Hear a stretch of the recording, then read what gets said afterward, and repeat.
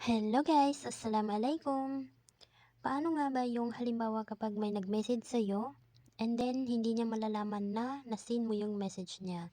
So kung gusto mong malaman ay panoorin mo lang ang video na 'to at kung hindi ka pa naka-follow, paki-follow lang ang aking page. Guys, halimbawa ito, nag-message ako dito sa aking Facebook account and then ito yung itsura niya kapag na-seen natin yung message or na-seen ng ka-chat natin yung message natin.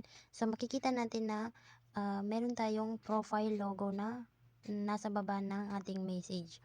So ang ibig sabihin niyan ay na-seen niya or nakita niya yung message natin. So paano nga ba yung nag-text siya tapos na-seen natin pero hindi niya alam? At para hindi niya malaman na nabasa natin yung kanyang message or na-seen natin, i-long press lang natin itong ganyan. And then i-click lang natin itong archive. So mawawala po yung message niya dyan sa ating chat. Para makita natin ay punta tayo dito sa 3 lines na to sa taas. And then dito sa baba merong archive. So i-click natin. Dito guys, dito natin makikita yung message niya. So pwede natin siyang basahin dito. So ayan.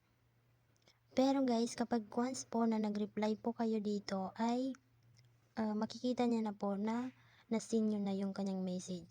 So hangga't hindi lang kayo nag-reply sa message niya ay hindi niya malalaman na na-seen niyo na or nakita niyo na yung kanyang message. So ganun lang kadali guys. Sana may natutunan kayo sa video na ito.